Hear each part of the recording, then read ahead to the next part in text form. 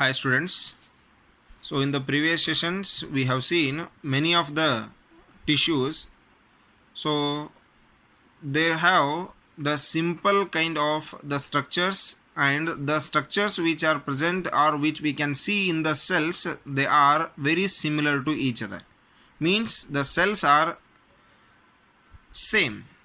And here the next type of the tissue about which we are going to discuss now, that is the complex permanent tissue. So before we have seen the meristematic tissue and also the simple permanent tissue. So the meristematic tissue also have the same types of cells, and also the simple permanent tissue in parenchyma, collenchyma and sclerenchyma, it contains the same types of the cells in each type of the tissue. But here in the complex permanent tissue, the cells of the tissue are different to each other in structure as well as in the function. So here there are two types of the tissues are there in the complex permanent tissue. So we have seen the definition of the simple permanent tissue means the different the tissue which have the same type of cells in structure and function. But here in the complex permanent tissue, it contains different types of cells which are going to perform differently. So in the complex permanent tissue there are two types. The first one is the xylem and second one is the phloem. So these two tissues are considered as the conducting tissues. Means here each the xylem and phloem is going to conduct, or they helps in the transportation of the materials from one side to another side. So either it may be the water, or it may be the food, or it may be the minerals. So let us see one by one about these two tissues. So the first one, that is the xylem. So xylem is the water conducting tissue.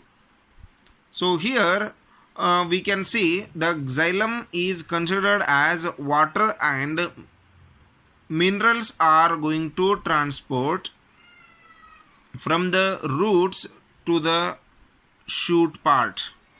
So from the bottom to the top, the materials like water and minerals are going to be transferred. So here there are four different types of elements are present in the xylem tissue. In the xylem tissue there are four different types of elements, or four different types of particles. We can see those which, with the help of these elements, the xylem tissue is going to transport the essential materials to the plant body.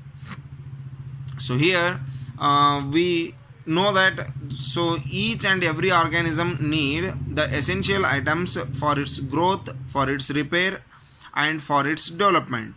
So like that only here also the xylem is the tissue which is going to transfer the materials like water and the minerals. So there are four elements are there, like xylem parenchyma, xylem vessels, tracheids and xylem fibers. Xylem parenchyma, xylem fibers, xylem vessels and tracheids. Xylem parenchyma, xylem tracheids, xylem vessels and xylem fibers. So these are the four types of different elements which we can see in the xylem tissue.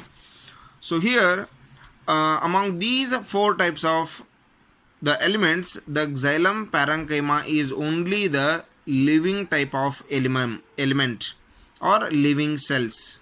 Xylem parenchyma is only the living, and except this one, the other three are the dead mechanical elements.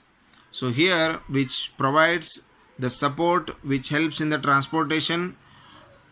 Like this the other three elements except this xylem parenchyma, they are dead, and xylem parenchyma is only the living tissue or living cell.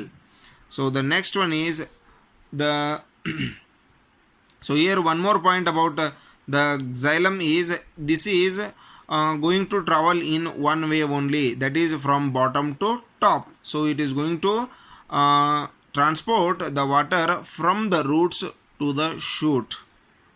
From the root to the shoot, the xylem is going to conduct or transport the water and minerals from the root to the shoot part, or from the bottom to the top, to each and every single cell.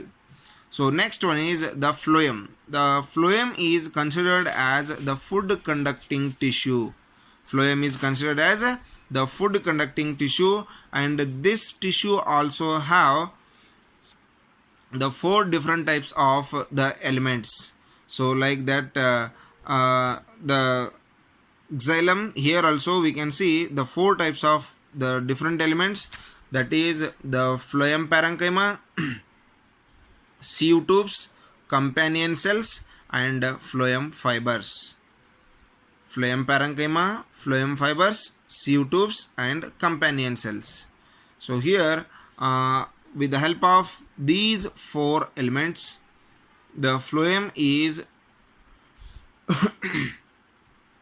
going to transport the essential materials in both the directions, from the root to the shoot, from the shoot to the root, from the bottom to the top, from the top to the bottom.